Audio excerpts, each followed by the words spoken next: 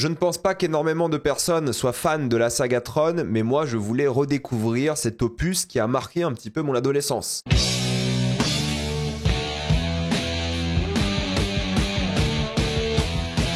Tron, l'héritage. Contrairement à d'habitude, il n'y aura que des spoilers dans cette vidéo, donc si vous n'avez pas vu Tron, l'héritage, quittez cette vidéo. Par contre, je ne vais pas spoiler Tron 1 et je ne vais pas spoiler Tron Ares, ne vous inquiétez pas. Cette semaine est sorti Tron Ares, c'est le troisième opus de la saga Tron, débuté en 1982 avec Tron 1.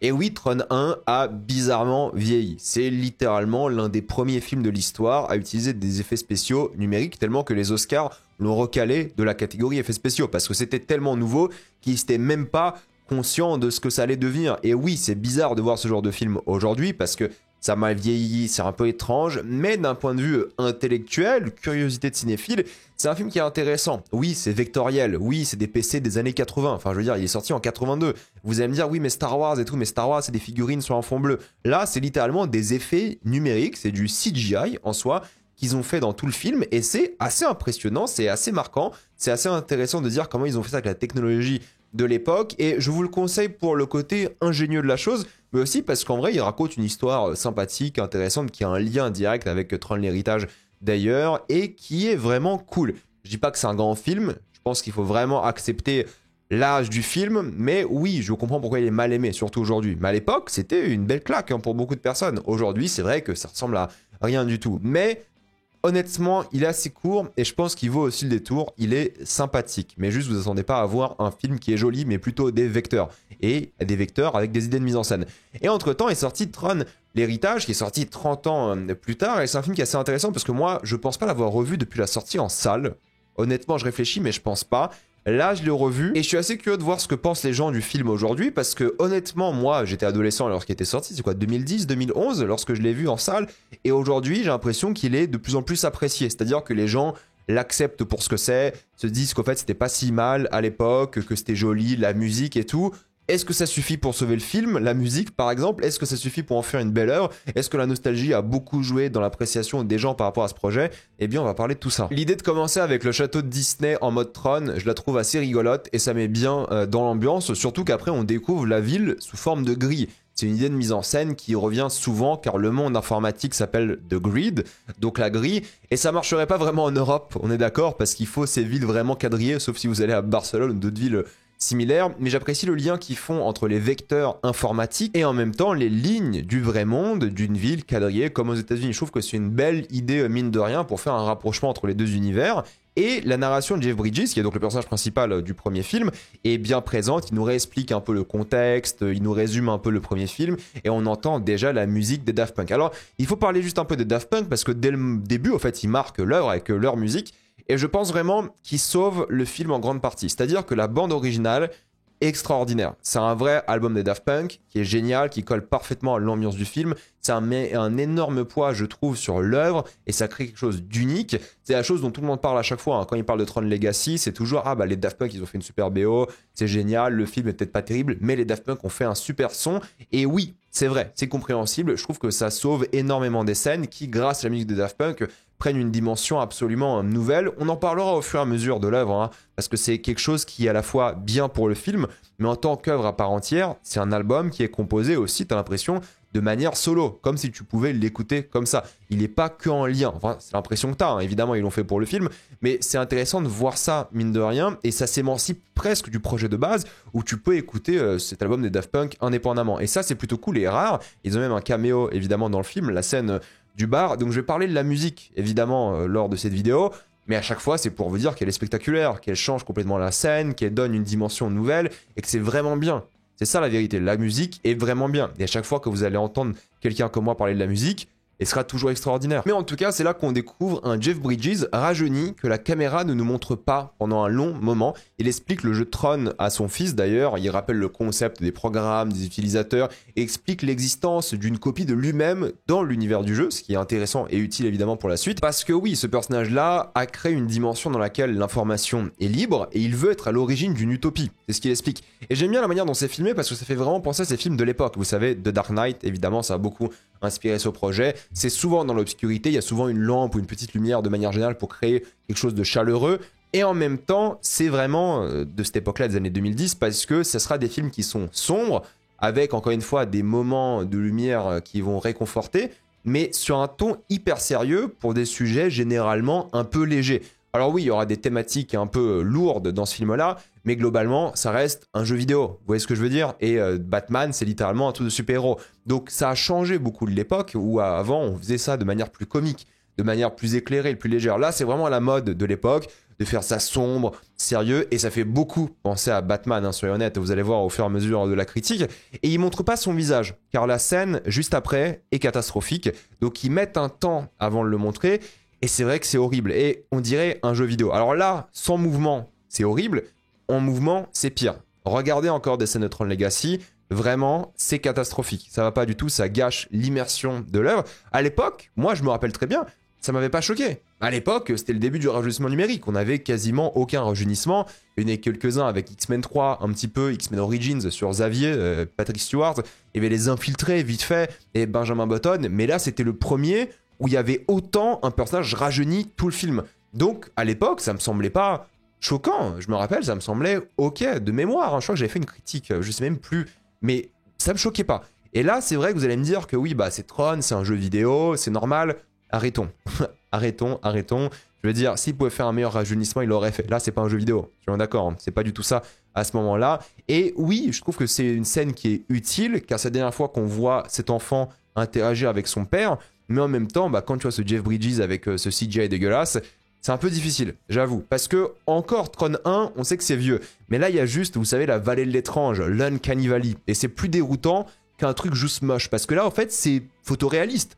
Mais c'est pas assez pour qu'on y croit. Et ça, c'est un petit problème. Mais dans tout le film, on s'habitue. Je vais pas vous mentir. Hein, à la fin du film, on se dit, bah ok, on a accepté. Mais là, quand tu revois la scène, tu dis, waouh, c'est difficile. Et il y a plein d'idées que j'aime bien. Le monde virtuel qui est créé par rapport aux médias qui diffusent sa disparition, à la fois avec ce monde qui semble virtuel, donc nouveau, récent et les télé de l'époque. C'est un truc un peu surréaliste qui est plus jamais utilisé de manière générale dans l'œuvre. Et c'est un peu dommage parce que j'aimais bien le côté virtuel de l'œuvre et qui est utilisé pour la mise en scène et qui mélange les deux époques, chose qui n'existe pas alors que la thématique quand même c'est de mélanger les deux époques avec le personnage de Jeff Bridges. Mais ces petits moments comme ça, je me dis c'est dommage, il y a eu un truc à faire pour créer quelque chose d'un peu plus unique, mais ils le font plus jamais.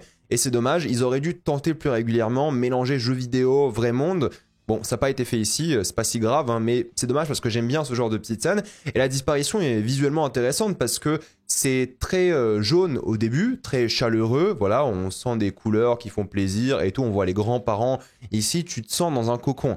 Et évidemment, après la disparition, ça change, ça devient triste, ça devient bleu. Et c'est typique de la mode, encore une fois, de l'époque. Nolan, il a du sang sur les mains par rapport à ça. Évidemment, c'est pas la faute de Nolan, hein, mais il a tellement cartonné à l'époque avec ses films qu'ils se sont beaucoup inspirés de son esthétique. Et ça a fait l'esthétique des années 2010 des blockbusters. Et c'est ça qu'on a ici. On le voit sur la transition à vélo, qui est honnêtement pas trop mal parce que c'est cette couleur bleue et on rechange un truc un peu réconfortant. Mais lui, surtout adulte, sur la moto, ils auraient pu trouver une meilleure idée en réalité pour voilà, faire ce lien et cette transition. Mais c'est ok. Mais ce qui est intéressant, c'est qu'en fait, ça se rapproche des couleurs du jeu vidéo. Là, c'est bleu comme le jeu vidéo. Et là, ça repère un peu ces couleurs pour s'éloigner, je pense, de manière volontaire de cet univers-là. Parce qu'avant, il était un peu dedans. Il était dans Tron et tout, avec le père qui est disparu. Et la présence du père se ressent.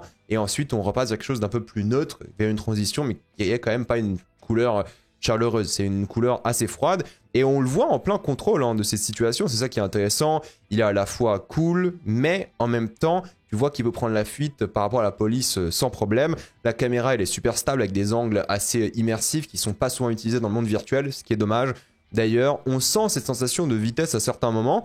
Bon, vous allez me dire, c'est le réalisateur de Formule 1, on va en parler évidemment après, mais c'est le premier film de Joseph Kosinski. Et c'est ça qui est intéressant aussi. Pour un premier film, il se débrouille pas trop mal. La course-poursuite est vraiment prise à la légère, mais ça montre à la fois l'intelligence du protagoniste, mais aussi l'ambition d'avoir de la verticalité dans l'œuvre. Vu qu'il y aura plein de scènes de moto où il y aura de la verticalité, donc des sauts d'un endroit à un autre, le fait d'avoir ça dans le vrai monde, bah ça nous montre qu'il sait faire. Alors que dans le monde virtuel, ce sera plus compliqué. Donc c'est des petits détails comme ça que j'aime bien, qui sont intéressants dès le début du film.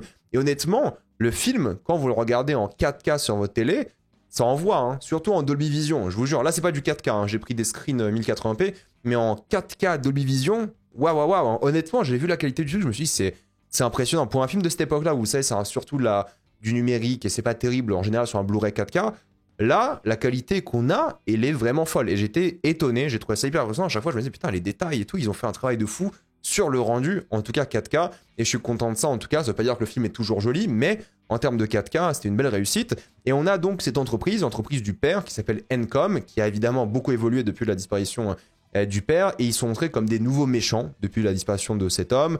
Ils sont là en train de vouloir rendre plein de systèmes payants alors qu'ils étaient gratuits pour les écoles, les universités. L'entreprise veut tout faire payer constamment. Elle sort une nouvelle version sans aucune modification, sauf le numéro de la boîte.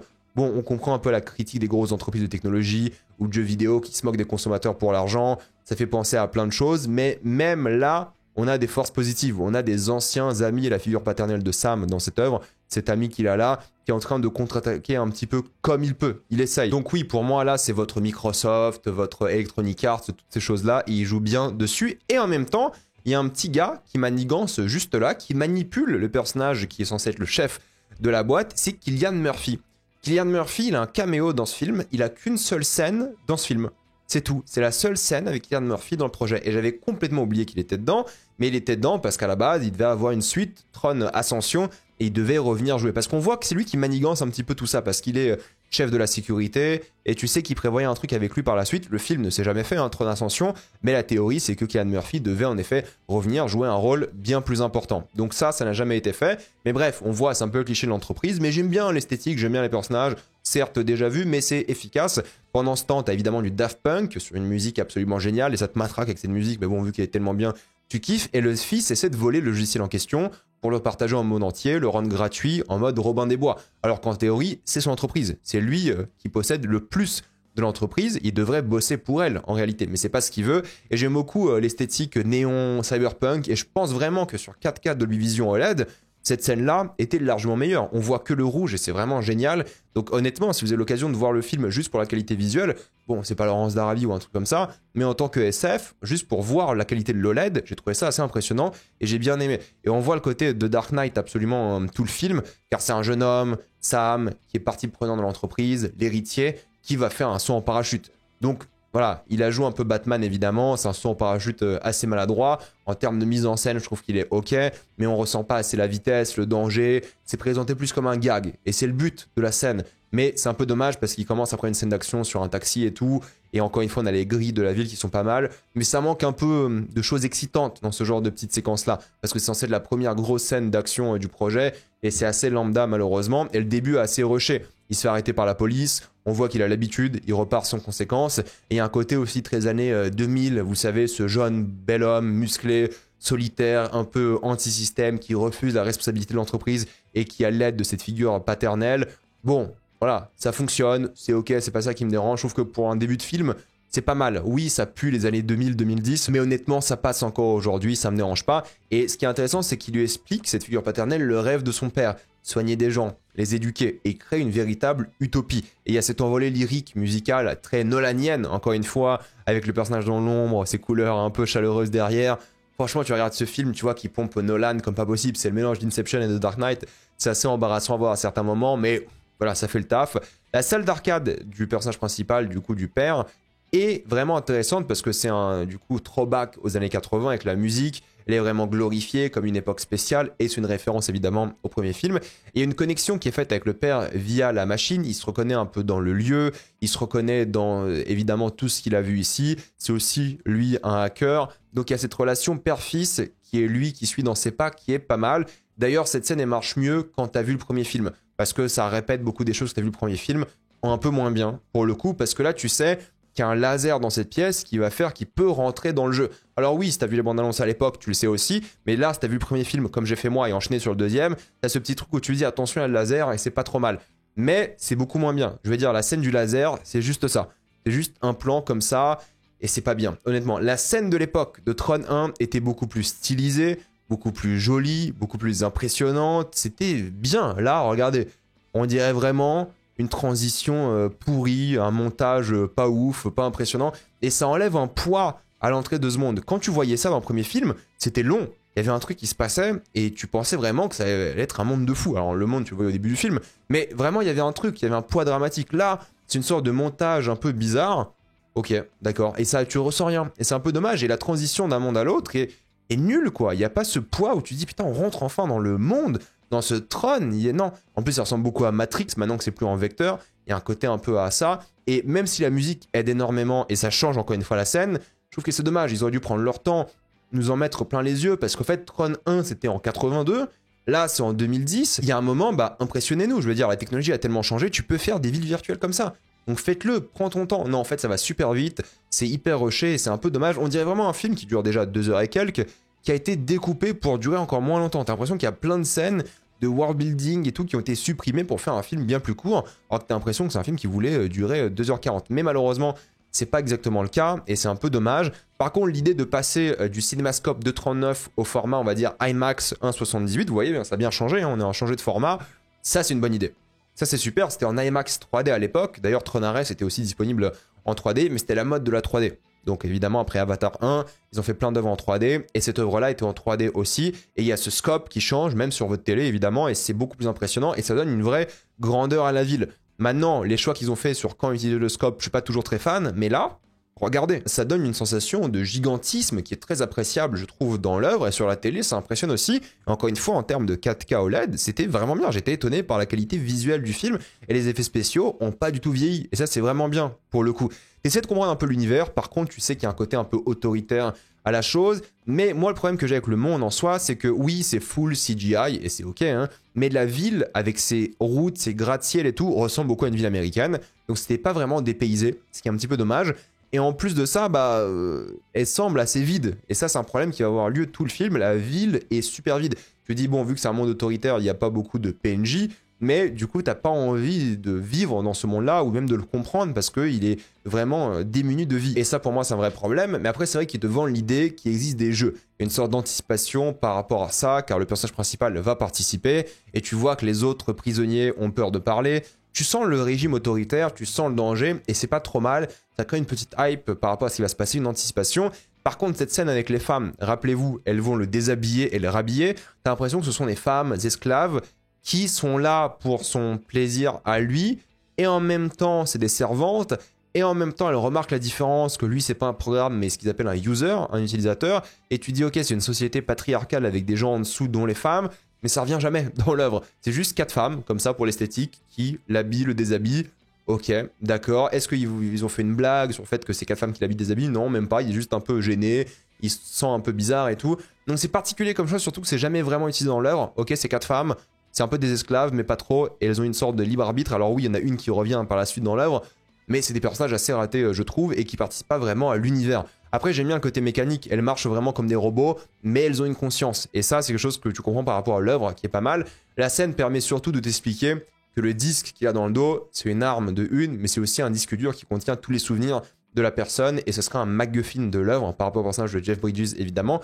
Et l'entrée dans l'arène est imagée comme une sorte de lumière blanche. On ressent que c'est là que commence le film, en tout cas c'est comme ça que c'est vendu. Et pour moi là j'avoue que c'est un peu le début de la fin pour le film, parce que l'introduction je me suis dit ok c'est un peu rushé, mais bon voilà, il y a des qualités, ça peut être pas mal, j'aime bien la musique, les personnages, la mise en scène est correcte, mais alors là, pour moi ça dérape complètement et ça devient assez mauvais, voire je dirais même médiocre pour être un peu sympathique ou moyen. Allez, parce que ça va plus du tout. Moi, ce qui me dérange, c'est quand même, on est dans un univers où la ville est moins mise en avant que l'arène, et tu dis, ok, en fait, tous les habitants de cette ville sont à l'arène, ils sont là pour les fameux Disc Wars, et l'arène est présentée comme ça, et l'univers est présenté comme ça. Tout le monde est à l'arène. La musique est super, je l'ai répété constamment dans cette vidéo, mais elle est vraiment géniale durant cette séquence. Mais ça reste assez désagréable de voir un monde qui est fatalement aussi vide, alors que tout le reste des tribunes est plein. Et vous allez voir, hein, tout le film, c'est vide tout le temps, sauf les tribunes de cette arène. On ressent pas les spectateurs, on n'a jamais des plans sur eux, ou très très peu, on ressent pas le bruit de la foule, on sait pas vraiment c'est quoi la géographie de cette arène. C'est vraiment dommage parce qu'ils n'ont pas donné un poids à l'univers en soi, aux gens qui habitent dans l'univers, pourtant les tribunes sont vraiment toutes pleines. Donc ça c'est bizarre que la ville soit complètement vide, sauf pour la fameuse scène des Disc Wars où tout le monde est là, et ça revient jamais. On a très peu de scènes où il y a des gens dans la ville. Et c'est dommage parce que j'aurais dû adorer cette séquence. Je veux dire, il y a une scène où on te présente vraiment les dangers des disques, ils tuent, rebondissent, comme un peu dans Pong, un jeu vidéo, et c'est bien mis en avant. Cependant, je trouve que Sam apprend beaucoup trop vite comment utiliser le disque. Alors oui, il a grandi avec l'idée de Tron, les disques et tout, mais l'utiliser c'est un autre délire. C'est pas très bien filmé, c'est que des champs contre champs d'action. Il y a vraiment zéro énergie dans l'œuvre, c'est super mou, et c'est quasiment ça tout le film. Et ça c'est dommage parce qu'il y a rarement des plans avec les deux dans le cadre, c'est l'un des seuls. Du coup, tu ressens pas vraiment la distance entre les deux. Et c'est un mec qui lance un disque, ensuite l'autre qui le rattrape ou qui lance son propre disque. Et c'est hyper dommage. Le montage ne met pas du tout bien en avant le combat de tennis, entre guillemets. Et la presque chute du personnage principal, ici, ne crée aucun stress, ne crée aucune surprise. Personne ne réagit normalement dans le film. Vous allez remarquer dans toute l'œuvre, ils réagissent un peu comme des robots. Et c'est bizarre car le concept des robots aurait dû créer quelque chose de stressant, de flippant. Il y a quelques plans POV sur les disques, comme on a vu sur le motard, évidemment au début, qui crée un petit peu la vitesse, mais ça a l'air lent aussi. Parce que t'as l'impression que les deux qui jettent des disques sont loin. Pourtant, le disque, il met du temps à arriver, mais il n'est pas non plus hyper rapide. Pourtant, quand tu vois les plans de l'extérieur, le disque est super rapide. Pour moi, ça marche pas. Et les slow motion gâchent aussi le rythme de la scène. Et je trouve la scène assez raté dans l'œuvre de manière générale. Et c'est le souci du réalisateur, hein, parce que voilà, c'est un problème qu'il a eu durant toute sa carrière, je trouve. Là, c'est son premier film, donc il apprend à la limite. Mais Oblivion, c'était le même souci. Il faudrait que j'en fasse une vidéo sur Oblivion pour ceux que ça intéresse. Mais Oblivion, c'était un peu ça. Et j'étais en réalité un petit peu déçu. Maintenant, j'avais aussi ce souci avec F1 cette année. Mais quand il fait Top Gun Maverick, bah là, il est au top. En termes de vitesse, d'immersion et tout, c'était génial. Mais là, dans Tron, j'avoue que j'ai revu les scènes d'action, je me suis dit, c'est pas possible. Enfin, c'est tout mou, c'est tout lent. L'impression de voir la prélogie Star Wars. Alors, ceux qui aiment la prélogie, vous allez sûrement adorer Tron l'héritage. Il faudrait voir le pourcentage de gens qui aiment la prélogie Star Wars et qui aiment Tron l'héritage. Mais j'y vois beaucoup des mêmes soucis. Un manque cruel de mise en scène, quoi. Et on le voit tout le film, hein. Je veux dire, il veut se concentrer sur le méchant avant tout, plus que la logique du world building. Ok, pourquoi pas, il est montré comme une sorte d'empereur badass avec son larbin de service, lécheur de bottes qui sert à rien et qui se fait tuer bêtement d'ailleurs par l'empereur plus tard. Et c'est ça qui intéresse le film plus que l'action. Car là, il va one-shot le prochain ennemi, parce qu'il va enchaîner les combats, évidemment, rappelez-vous, dans l'arène. Il va one-shot le prochain, alors que lui, il a zéro expérience. Et bah là, c'est un vrai ennemi, en théorie. Alors oui, ça pourrait être un prisonnier, en réalité, mais ça n'a pas l'air, en tout cas. Et il y a déjà ce côté un peu rebelle dans ce monde. Il veut quitter l'arène, mais je trouve que le monde est assez laid. C'est-à-dire que, non pas techniquement, en termes d'effets spéciaux, mais vu que tout est transparent, on a du mal à se rendre compte de la verticalité de la séquence. Pourtant, il va sauter de plateforme en plateforme, donc on est rarement bien immergé dans ses sauts. Il introduit une sorte de méchant un peu différent à un moment qui va lui faire une sorte de danse, que je trouve pas mal. C'est une bonne idée d'avoir un mec qui lance des disques et qui fait une sorte de chorégraphie en même temps, qui fait des sauts, qui est un peu en mode kung-fu. C'est pas mal, arts martiaux. Mais fatalement, encore une fois, ça manque d'énergie dans la mise en scène. Je trouve que c'est pas du tout excitant. Et les rebonds que vous voyez dans certaines séquences, ils sont pas bien utilisés du tout, quoi. Et c'est ça le souci. J'ai un peu du mal avec ça. Ils utilisent même pas l'arène. Il y a plein de trucs intéressants dans l'arène. En fait, ils ont plein d'objets différents, de reliefs et tout, et c'est jamais vraiment utilisé. C'est d'après moi hyper dommage. Et puis oui, les slow motion, pour moi, ils font du mal à l'œuvre. Alors il y a des slow motion un peu compréhensibles, vous allez voir plus tard dans la critique, mais chaque confrontation, pour moi, manque cruellement de dynamisme. Et les slow motion gâchent encore ce truc. Et les slow motion, genre là, t'en avais pas besoin. C'était limite plus impressionnant s'il n'y avait pas le slow motion. Mais bon, ils l'ont quand même fait et c'est un peu dommage. Tu dis que le changement de gravité, parce que oui, il change de gravité dans cette scène, va rendre la scène meilleure, va tout changer, mais même pas, en fait, ça change rien du tout. En réalité, il y a oui, un plan cool, ok, mais ça reste académique et pour moi peu engageant en tant qu'action. Et c'était un peu la douche froide, honnêtement. Revoyez le film, hein, vous allez comprendre, là je vous montre des images et tout, mais le film est vraiment pas dynamique du tout. Et mis à part quelques scènes d'aura farming sympathiques, car l'esthétique du film reste cool, moi j'aime bien la direction artistique du film, c'est un peu dommage, et c'est ça qui m'attriste. Alors oui, il y a cette défaite qui l'amène évidemment à Clou. Clou, c'est donc l'équivalent artificiel du personnage de Jeff Bridges, Flynn. Et oui, il ressemble à son père, mais le film, dès le début, voilà, va te dire que Sam est au courant que c'est pas son père, et c'est directement un antagoniste. Il n'y a aucun doute sur son identité, il joue pas du tout sur ça par rapport à lui, il n'y a pas une sorte de mystère ou de complot, non. Voilà, on le sait depuis le début, Sam, le personnage principal, le sait aussi, il n'y a pas de problème. Le problème, c'est le rajeunissement. Je suis désolé, hein, à chaque fois que tu le vois, ça t'enlève cette immersion du film, parce que sinon le film est assez immersif, en termes de visuel, de musique, bon, je suis pas fan de la mise en scène, mais voilà, en termes de DA, il est assez immersif. En termes de son, franchement, sur mon système son, c'était génial de le revoir. Mais le rajeunissement, il est catastrophique. Ça va pas du tout. Et en termes d'antagoniste, je trouve aussi très mou ce personnage. Mais tout le reste du film, en fait, le film est mou. Et c'est ça qui m'a dérangé, c'est qu'il n'y a rien d'excitant dans l'œuvre et le méchant ne dégage absolument rien. J'étais déçu aussi par le manque de décors et à quel point ils sont rarement utilisés. Je veux dire, tu as une pièce ici d'un empereur et tout, et c'est jamais vraiment utilisé. Pourtant, j'aime bien les néons, j'aime bien les couleurs et tout, mais ils utilisent vraiment rarement ça. Et les seuls décors utilisés sont plus tard. Mais là, c'est vrai que tu as quand même construit un studio en dur, je crois, hein, c'est un vrai studio, et c'est rarement utilisé. C'est un peu dommage. Là, c'est juste des champs contre champs. Alors, regardez-moi la tête du personnage de Jeff Bridges ici, c'est juste pas possible. Et ça m'a clairement déçu par rapport à ça aussi. C'est un film qui enchaîne juste les slow motion, d'aura farming, et en le regardant, je me suis dit, mais il fallait donner ça à un mec comme Michael Bay. Michael Bay, il fait un Tron, le délire que ça doit être. C'est un truc de fou. Il fallait un mec un peu avec un montage effréné, un mec un peu rapide, un peu fou, comme ça, explosif, parce qu'il veut être explosif, le film, mais il est pas. Il est mou. Et ça m'énerve. Et désolé, je vais dire mou toute la vidéo, mais j'avais pas d'autres mots parce que c'est mollasson. Voilà, c'est vraiment un film. Je me suis dit, mais c'est paisible comme film. En fait, tu veux dormir dedans tellement il y a rien d'excitant. Mais c'est réconfortant un petit peu parce que voilà, c'est un monde, c'est un univers, t'es immergé dedans. Mais il se passe rien d'intéressant visuellement. Il fallait un mec qui sait gérer la vitesse. Moi, j'imagine déjà Michael Bay faire un Tron avec des drones et tout. Ça a l'air d'être un délire. Mais là, pas du tout. Et on comprend vite que le film veut être une sorte de Star Wars. Avec lui, évidemment, qui prend la moto et qui veut l'utiliser comme un sabre laser. Bon, c'est des références à Star Wars, évidemment. Mais les comparaisons vont pas s'arrêter à là. Hein. C'est le parcours classique du héros. Vous savez, tous les clichés campbéliens qu'on peut avoir dans ce genre d'œuvre. Et le seul slow motion vraiment utile de l'œuvre, c'est celui-ci. C'est le slow motion de la transformation moto. Comment tu passes de cette barrette à littéralement une moto. Et c'est plutôt stylé, c'est sympathique. Tu vois un peu l'ingénierie du truc. C'est sympa. Voilà, ça c'est le Laura Farming qu'on aime bien dans les films et qui a une vraie proportion narrative parce que justement, ça crée une anticipation pour cette scène. Tu te dis, oh putain, c'est les motos, c'est les trucs de Tron, c'est les trucs classiques que les gens qui ont kiffé Tron 1 vont revivre ici. C'est cool d'avoir un slow motion sur ce genre de séquence. Ça crée un truc, ça crée une sorte de moment intéressant. Et là, on voit bien la vitesse parce que du coup, ils sont à moto par rapport aux autres humanoïdes qui sont à pied pour l'instant. Et tu vois que les motos vont vite. Et il y a des petits moments comme ça qui sont pas mal. Et c'est encore mieux sur Sam car lui, c'est un motard.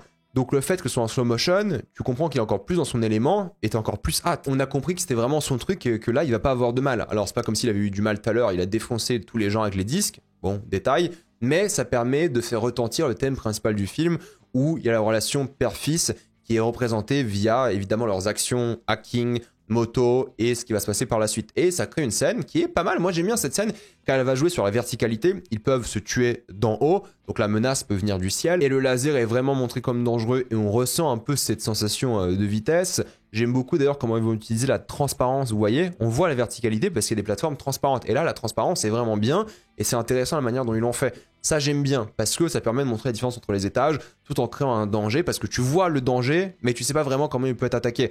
Ça c'est pas mal. Ça va me parler du travail sur les couleurs, vous savez les différentes couleurs, de rivalité par rapport à ça parce que t'as envie de reconnaître évidemment les gentils et les méchants. Il y a des scènes comme ça un peu money shot de l'œuvre que j'aime bien aussi. En vrai cette séquence là, j'aime bien le travail d'équipe, tout ce qu'ils font par rapport à ça. C'est vraiment agréable, on dirait vraiment une arène de gladiateurs mais à moto et c'est une bonne idée en réalité. Maintenant, sur les dialogues, c'est un peu chant contre chant, ce que je trouve un peu pas terrible parce que ça élimine la vitesse. En fait, quand ils sont à moto, ils vont assez vite et tu ressens la vitesse. Par contre, lors des dialogues chant contre chant, vu qu'il n'y a pas de vent, vu qu'il n'y a rien, parce que c'est un logiciel, hein, ouais, c'est un peu lent et ça ralentit un peu la cadence et c'est un petit peu dommage. Le Deus Ex Machina qui est le leurre de la scène parce qu'il perd la moto et il se fait sauver par un autre personnage. Et il sort un peu de nulle part et ça me dérange pas. Mais ça crée pas un moment héroïque, ça crée rien. En fait, c'est une scène, pareil, très molle, qui vient de nulle part. Enfin, on savait, hein, parce qu'on avait vu que le personnage ici regardait l'arène et allait sûrement intervenir, mais en termes de mise en scène, il n'y a pas ce moment en musique, il n'y a rien, enfin c'est juste là, quoi. C'est un peu dommage. Et à partir de là, je trouve que la course-poursuite est juste pas excitante. C'est une voiture, donc forcément une voiture, en termes de mise en scène, c'est moins flippant dans ce cas-là, surtout montré comme ça, par rapport à une moto. Une moto, bah, en fait, s'il glisse, en théorie, il meurt, quoi. Là, c'est une voiture, il y a des murs, il y a une vitre, il est un peu protégé. Donc cette mise en scène-là, elle est beaucoup plus basique, elle est beaucoup moins marquante et c'est beaucoup moins inquiétant. Donc là, ça devient classique, ça perd en verticalité, ce qui était vraiment sympa. Et la scène qui a duré quelques minutes, même pas, est déjà finie. Et c'est un peu dommage. Ils auraient dû jouer sur la course à moto encore plus d'après moi, parce qu'il n'y en a plus vraiment dans le film. Il y en a une après, mais c'est pas vraiment une course à moto, elle est vraiment rapide aussi. Donc les trucs intéressants de Tron, genre la course à moto, les lasers, ils le font à peine. Enfin, limite, fallait faire un film entier sur les courses à moto de Gladiator, ça aurait pu être intéressant. Mais c'est pas ce qu'ils ont fait ici, et ça retombe dans les travers précédents, c'est-à-dire le côté vraiment pas fun à voir en termes de mise en scène, avec peu d'idées. L'objectif de la scène, c'est de les montrer dans une zone rocheuse, évidemment, présenter le personnage de Cora, qui est juste là, interprété par Olivia Wilde, et l'arrivée chez son père, montré comme une sorte de sage, un peu à la Obi-Wan Kenobi, avec des décors cette fois-ci bien remplis qui seront utilisés, et c'est des décors humains, contrairement aux décors un peu plus synthétiques qu'avant. Et j'aurais bien aimé qu'ils utilisent des décors synthétiques pour montrer qu'en fait, oui, les machines utilisent des décors quand même. Là, il y a un côté bien plus humain à la chose, mais la rencontre manque clairement d'émotion. Encore une fois, la musique sauve un petit peu les meubles, mais c'est surtout bizarre d'arrêter la scène pour préparer un dîner. Là, ils se revoient depuis 20 ans, et le mec, il arrête la scène, il dit « Ok, je vais faire un dîner, on se voit tout à l'heure ». Mec, t'attends ce moment tout le film et il est coupé par lui qui veut faire un dîner. Je trouve que ça manque encore une fois d'énergie, quoi. Je suis désolé de le dire, ça manque d'émotion, ça manque de tout ce qu'aurait pu faire cette scène assez géniale. Il y a un peu une explication scénaristique par rapport à pourquoi il veut faire un dîner, parce que voilà, il veut prendre son temps avec son fils et tout. Mais c'est un peu bizarre, quoi, d'arrêter la scène comme ça. Mais j'aime bien voir l'autre personnage de Korra, qui est clairement un robot intrigué par la nature humaine. Ça change des humains qui analysent les machines. Et plutôt l'inverse, cette fois-ci, les machines qui sont à fond sur les humains. Je la trouve un peu insupportable dans sa manière de jouer. On dirait qu'elle sort d'un animé et ça m'a un peu agacé, honnêtement. Mais j'aime bien parce qu'en fait, on dirait surtout un enfant qui s'intéresse à l'humanité, à la philosophie. C'est un enfant qui veut partir à l'aventure et ça la rend clairement attachante par rapport à ça. Après, vu qu'elle se comporte comme un enfant, c'est un peu bizarre le fait qu'ils veulent lancer une sorte de pseudo-romance entre les deux. Bon, c'est un peu particulier, mais ça reste une femme adulte en théorie et c'est pas vraiment une relation de grand frère, petite sœur qui est là, c'est vraiment une romance qui est mise en place. Mais j'aime bien l'idée que c'est une machine qui s'intéresse à l'humanité. Je trouve que c'est plutôt cool. Ça manque de vie dans les dialogues, honnêtement. Les acteurs n'aident pas du tout. Je trouve pas qu'ils sont bons dans le film. La scène du repas est vraiment catastrophique. L'humour ne marche pas. Ils essaient d'en faire, hein, et ça marche pas du tout. C'est juste gênant plus qu'autre chose. Là, il fallait un moment émotion. Et ils ont choisi la case de la gêne. Et ça fonctionne pas. Le personnage de Sam est en colère parce qu'il s'est fait abandonner par son père qui est en vie alors qu'il le croyait mort. Et il fait pas le taf. L'acteur est vraiment pas bon, je trouve. Il fait pas le taf dans la scène, t'y crois pas du tout, il fait penser un peu à Hayden Christensen, et des comparaisons avec Anakin vont arriver bien sûr après, et j'y crois pas à sa colère, j'y crois pas à l'acting, j'y crois pas du tout à sa haine, alors qu'il serait logique en réalité. Il y a un flashback explicatif de ce qui s'est passé évidemment par rapport à l'équipe qui rêvait d'utopie. Il rajoute l'idée intéressante d'un miracle qui a eu lieu dans cet univers, une nouvelle forme de vie qui provient d'une forme de nature ou de Dieu. Donc ça joue pas mal sur la religion, c'est-à-dire que dans ce monde-là, il y a quelque chose qui n'a pas été programmé, qui est juste apparu. Comme la vie, en fait, sur Terre. D'un coup, il y a la vie. Et lui, il est intrigué. Il se dit, waouh, une nouvelle espèce, un truc qu'on n'a pas prévu, pas imaginé. Est-ce que c'est la nature? Est-ce que c'est nous, les dieux de cet univers? Est-ce que c'est Dieu tout court? Donc c'est pas mal ce parallèle qu'ils font. C'est une thématique assez intéressante. Et j'aime bien aussi car le méchant est méchant, car il représente la nature de l'homme, et surtout car il représente la mission que le personnage principal lui a donnée. C'est-à-dire que Jeff Bridges, il voulait créer une utopie. Ce personnage-là, la version méchante de lui, Clou, l'a pris à la lettre. Et c'est vraiment lui qui est devenu autoritaire, qui s'est fascisé, quoi, pour le bien commun, pour la bonne cause. Et c'est lui qui va créer un génocide de cette nouvelle forme de vie. Donc, c'est ça qui va faire aussi que le personnage de Jeff Bridges est coincé dans l'univers. Et c'est intéressant. C'est littéralement la montée de la dictature en quelques secondes. En même temps, un génocide. Et il joue d'ailleurs sur ça hein, dans toute l'œuvre. Vous allez voir, on dirait vraiment des meetings nazis à certains moments. Et c'est intéressant. Maintenant, encore une fois, je trouve que la mise en scène du flashback est assez basique. J'aime bien la grille que vous voyez par-dessus, vous voyez, on dirait vraiment le côté un peu VHS à la fois. Et vu que ça se passe dans The Grid, il y a une grille par-dessus. Je trouve que c'est pas mal. Ça fait vraiment à la fois vieux film et en même temps, c'est en lien thématique avec l'œuvre. Et j'aime bien la position des personnages dans le cadre. C'est-à-dire que là, on a un père habillé en blanc, symbole de pureté, symbole de Dieu aussi dans beaucoup d'œuvres, avec ses deux créations. Son fils qui est juste là et Korra juste à côté. Il y a évidemment une ambiance religieuse, le créateur et tout durant toute l'œuvre. C'est logique, hein, c'est lui qui a créé cet univers aussi. Et j'aime bien voir justement ces deux créations, une biologique, une numérique, disons. C'est intéressant parce qu'il va se poser des questions existentielles sur la nature, sur sa divinité. Et en vrai, ça c'est pas mal. Et j'aime bien les thématiques de l'œuvre. Vous allez voir, il y en a beaucoup dans l'œuvre qui sont intéressantes. Mais pour moi, c'est la mise en scène qui suit pas. Et beaucoup d'autres choses, hein, les dialogues et tout. Parce que la discussion, genre le contenu de la discussion est ridicule. Il y a beaucoup d'expositions constamment. Tout le film, on t'explique le monde, on t'explique les enjeux. Je trouve ça vraiment rébarbatif et inintéressant, malheureusement, parce qu'au fait, normalement, tu veux que les personnages communiquent comme des personnages, comme des êtres humains, ou des robots, peu importe, mais tu veux qu'ils communiquent pour s'exprimer, pas pour expliquer le scénario. Et ça, c'est constamment expliqué, l'importance du disque. Il peut pas faire sans, et tu sais qu'il va être volé par la suite, et c'est ce qui se passe. Ils sont en désaccord sur quoi faire, mais il n'y a pas vraiment de friction, parce qu'en fait, ils se parlent pas comme des humains, ils se parlent littéralement comme un scénario qui communique avec un autre bout du scénario pour que le spectateur comprenne. Et ça, c'est un vrai souci. En plus, leur conflit est résolu en 2 secondes, et c'est un peu dommage. Et c'est le même problème avec la discussion avec Korra, qui n'est pas vraiment marquante, c'est juste l'explication de leurs émotions et ce qui se passe dans ce monde. Ils expliquent vraiment tout le temps. Ils peuvent le détruire, ce monde, mais il y a un débat sur quoi faire, comment le sauver, comment quitter ce monde et tout. Mais le plan, celui-ci, hein, je parle du plan, la composition du cadre, m'énerve, car t'as l'impression qu'il y a une distance, vous voyez, on dirait vraiment que quelqu'un les regarde. Il y a un côté presque jumelle à la chose, et tu dis, ok, Jeff Bridges est en train d'écouter ce qui se passe, mais en fait, pas du tout. C'est juste un plan comme ça, alors oui, on comprend qu'ils sont dans la même longueur d'onde, une sorte de tunnel dans lequel ils vont aller ensemble, mais pour moi, il y a un vrai souci, parce que, pour l'instant, le dialogue et le manque d'humanité de ces personnages dans leurs actions, leurs émotions, fait que je m'attache pas vraiment à ces gens. Et ça m'énerve, parce qu'en fait, il y a plein de choses que j'aime bien, mais fatalement, il y a plein de défauts. basiques de cinéma qui sont insupportables. Parce que l'esthétique de l'œuvre, moi j'aime beaucoup. Je trouve que le côté jeu vidéo est vraiment cool. C'est pas forcément très réaliste par rapport à la population de l'œuvre. Mais bon, voilà, c'est un film. C'est ok, ça me dérange pas. Ça manque à certains moments de budget, t'as l'impression. Et il y a des moments gênants, comme lui en mode Anakin. Enfin, là, on dirait Hayden Christensen, quoi. Non mais vraiment, c'est pas possible. Et là, il y a un peu de figurant, mais un petit peu. Et ça mélange un peu Star Wars, un peu Blade Runner avec les robots, forcément.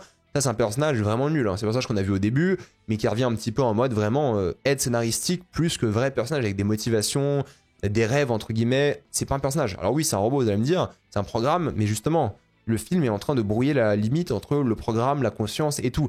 Mais c'est pas suffisant, d'après moi. Et c'est un personnage qui arrive, aide pour le scénario et s'en va. Cette action motive le personnage de Jeff Bridges, qui va décider de risquer le sacrifice, de quitter ce monde, en même temps mettre la vie de tout le monde en jeu, et ça va le motiver à aller au bar. Et le bar, en réalité, j'aime bien, parce qu'en fait, il fait vivant.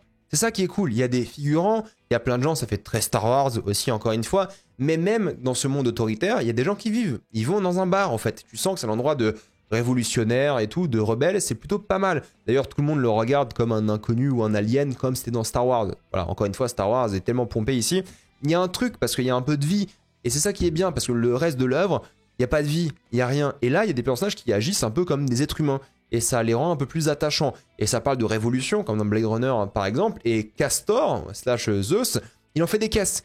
Moi j'aime bien Michael Sheen, je trouve que c'est un très bon acteur, il s'amuse clairement dans le rôle, mais c'est vrai que c'est filmé de manière chiante. La mise en scène n'arrive pas à matcher son énergie qui est débordante. Je sais que c'est un personnage qui est détesté par beaucoup de personnes, mais c'est juste, je pense, qu'il est détesté car la mise en scène n'arrive pas à capter son énergie, n'arrive pas à capter un peu la folie de ce personnage. Et du coup, bah, t'as un mec qui est un peu fou, qui dénote complètement du reste de l'œuvre, alors que c'est un acteur intéressant et a un rôle qui change un petit peu.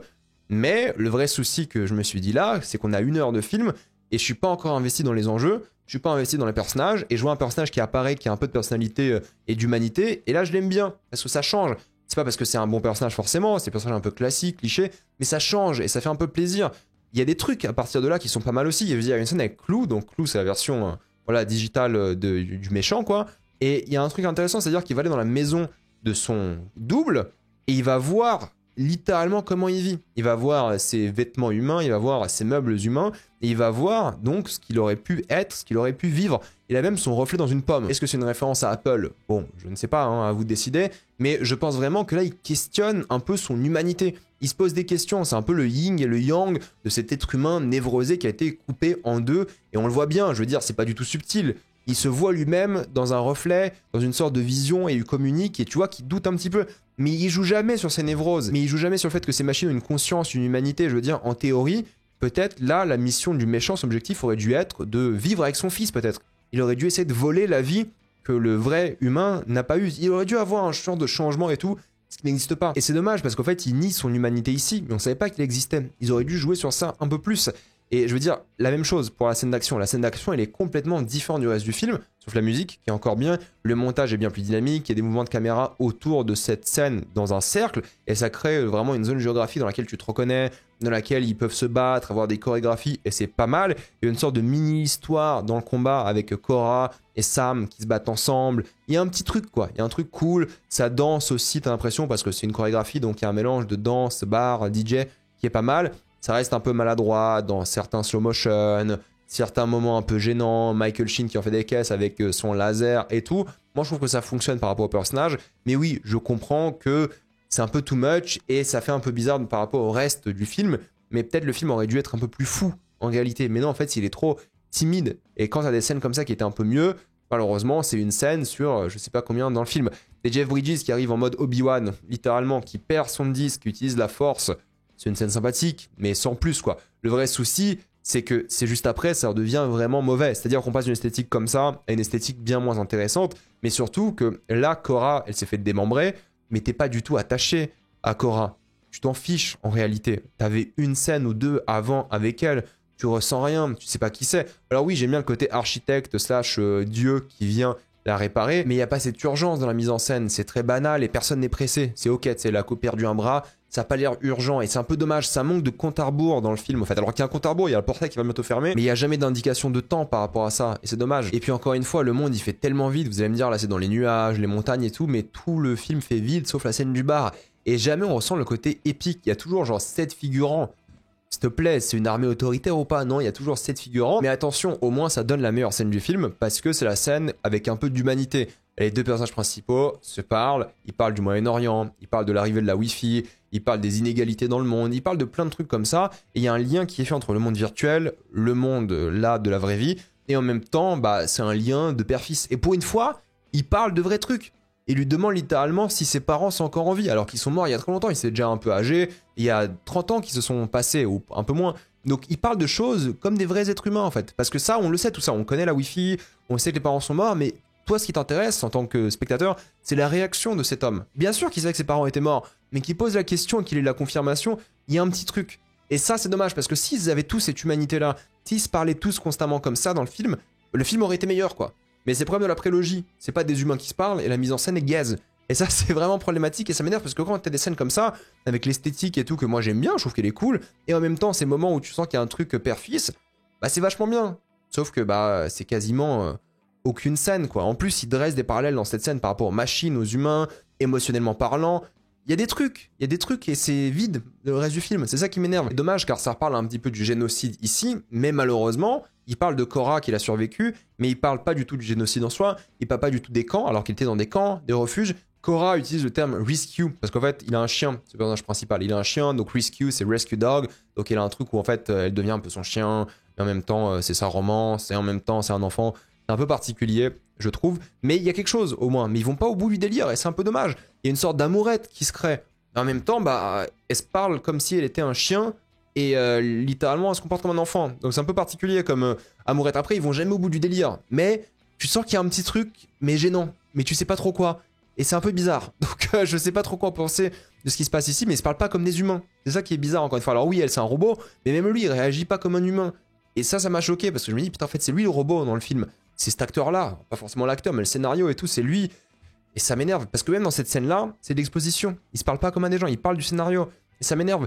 Pourtant, il y a plein de choses que j'aime bien. L'idée du chef de la révolution qui s'allie aux méchants fascistes, en vrai, c'est cool, ça peut être intéressant.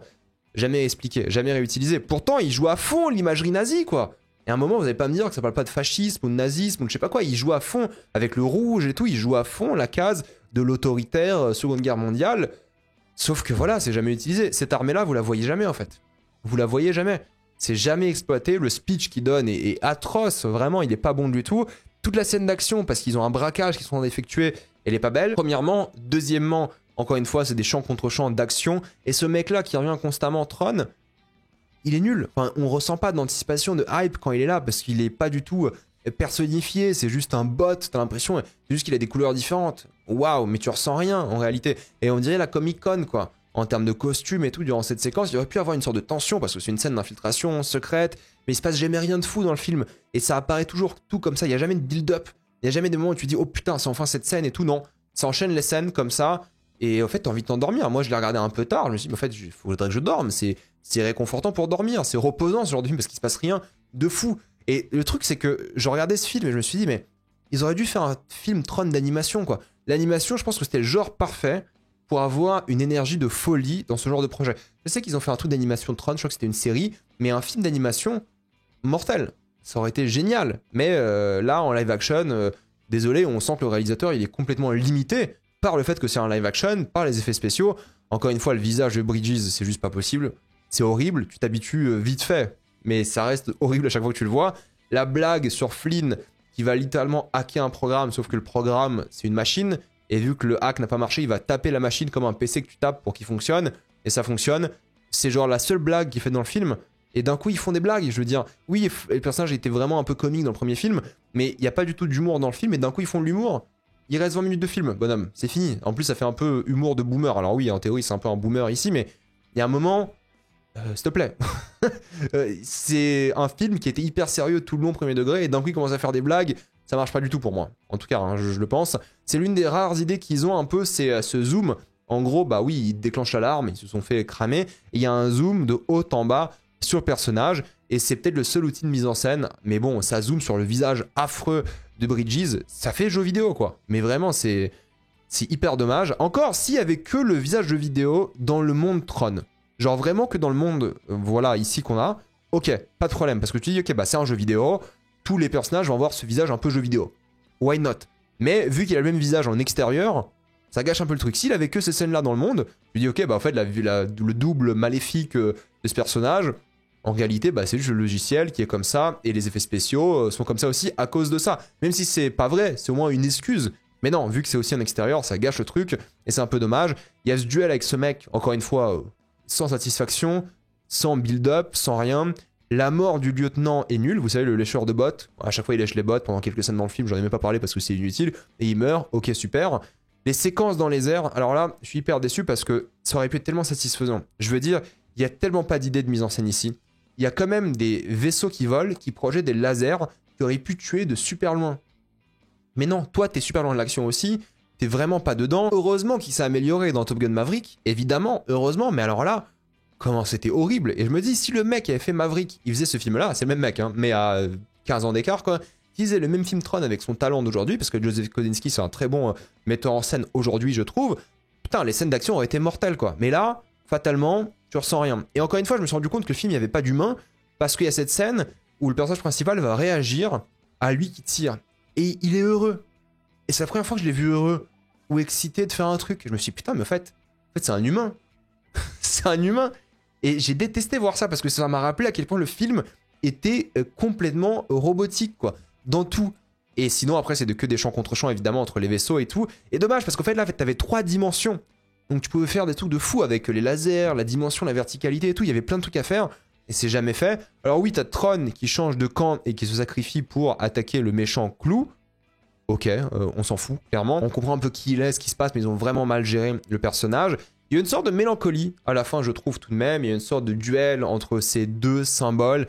Un qui symbolise une sorte de lutte pour l'identité mauvaise, méchante, et l'autre pour la bonne. T'as le côté à la fois machine versus créateur. Il y a une phrase de Jeff Bridges qui est pas mal sur la perfection est impossible mais présente. En parlant de sa famille, je veux dire, sa famille, elle est évidemment pas parfaite. Mais le fait qu'elle soit imparfaite la rend parfaite. Donc c'est pas mal, quoi. Il y a un truc par rapport à ça. Il y a un truc un petit peu émouvant tout de même par rapport au film, à cette séquence de fin, parce que c'est la confrontation finale et ils ont fait un bon build-up par rapport à ça. Un qui a nié son humanité et l'autre qui veut juste retrouver sa famille. Et il y a des plans cool, celui-ci j'aime bien. Alors il est full numérique, mais je trouve qu'il rend plutôt bien dans le contexte de la scène et il envoie en 4K. Le duel est nul, il n'y a même pas de duel en réalité, mais il envoie un petit peu juste visuellement. Le sacrifice de Bridges est intéressant parce que lorsqu'il décide de sacrifier pour que ses enfants, on va dire ça comme ça, puissent partir, il y a des flashbacks de lui qui voit son fils jeune.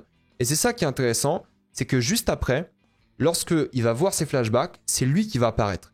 Donc il y a un lien de mise en scène qui est fait entre lui qui voit son fils jeune et le fils qui est en face de lui. Mais le fils, il va voir qui? Il va voir la version jeune, donc la version qu'il a abandonnée à l'époque, mais aussi la mauvaise version, parce que c'est la version méchante. Il y a un truc d'identitaire intéressant par rapport à la famille, qui il est, et d'utiliser le flashback et nous renvoyer sur le fils qui voit la bonne et mauvaise version, donc la version qu'il a connue enfant, mais ici la mauvaise, c'est intéressant. Il y a un truc qui fonctionne, que j'aime bien. C'est une bonne idée de mise en scène. Il y en a pas beaucoup, quoi. C'est ça le vrai souci, il y en a pas beaucoup, surtout que là, il remplace littéralement l'homme dans le champ, et c'est bien, mais il y en a pas beaucoup des séquences comme ça. Et ça, c'est un peu malheureux, c'est un peu dommage, et visuellement, c'est affreux quand il y a l'explosion. Voilà, sur lui, c'est immonde. Encore là, ça va un petit peu, mais en mouvement, je vous jure, c'est pas possible. Mais au moins, voilà, le personnage principal, il accepte ses responsabilités, il est devenu un homme, le parcours du héros, il accepte l'entreprise. C'est le début d'une nouvelle vie, évidemment, avec ce personnage. Tu sais pas trop ce qu'il y a entre les deux. Bon, honnêtement, c'est douloureux de parler de ce film parce qu'il y a pas mal de choses que j'aurais dû adorer et apprécier en théorie. Kosinski, qui a fait Maverick, qui a fait Formule 1, qui a fait Oblivion, c'est son premier film. Donc à la limite, je peux comprendre. Mais c'est un film qui est tellement mou, qui est tellement tiède, qui est tellement rarement avec des idées, qui est tellement banal malheureusement, qui est pas du tout mémorable dans ce parcours du héros, à cause de l'acteur, à cause des personnages, à cause des dialogues, à cause du manque d'humanité.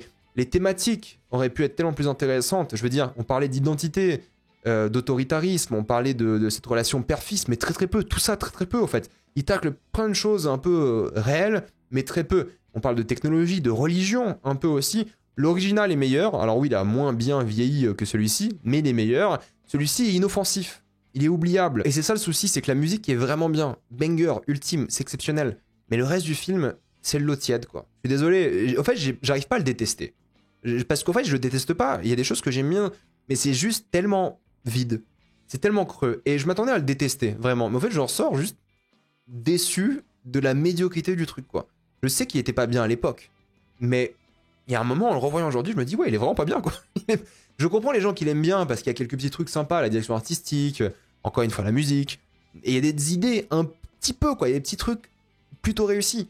Mais pour moi, c'est pas assez, quoi. Pour les 2 heures et quelques de film, c'est clairement pas assez, ça sauve pas le projet, et bah, j'étais déçu. Moi, je le dis, j'étais complètement déçu par le projet. Le revoyant, je me suis dit, mais pourquoi il y a des fans de Tron? Encore le premier, je peux comprendre. Là, celui-ci, il est par nostalgie, quoi, parce que le film est vraiment pas bien. Moi, s'il y a des fans de Tron, l'héritage, dans les commentaires, je veux savoir. Dites-moi ce que vous avez trouvé aux personnages, aux acteurs, au scénario. Enfin, c'est tellement creux, quoi. Et j'étais hyper déçu. Donc, j'étais hyper déçu parce qu'il y avait le potentiel, il y avait plein de choses pour réussir, mais fatalement, ils ont pas réussi. Ça m'a donné envie de revoir Oblivion, pour le coup, parce qu'Oblivion, bah, de mémoire, c'était pas très bien. Mais j'ai envie de le revoir, voir ce que j'en pense aujourd'hui. Mais en tout cas, voilà, j'ai été déçu par Tron l'héritage. Dites-moi ce que vous en pensez. Et pour ceux qui se posent la question de qu'est-ce qui est devenu l'acteur depuis, il joue dans Tulsa King. Voilà, pour les 10 abonnés qui regardent Tulsa King, c'est bel et bien lui. Oui, j'ai pas fait le rapprochement, mais vous pouvez.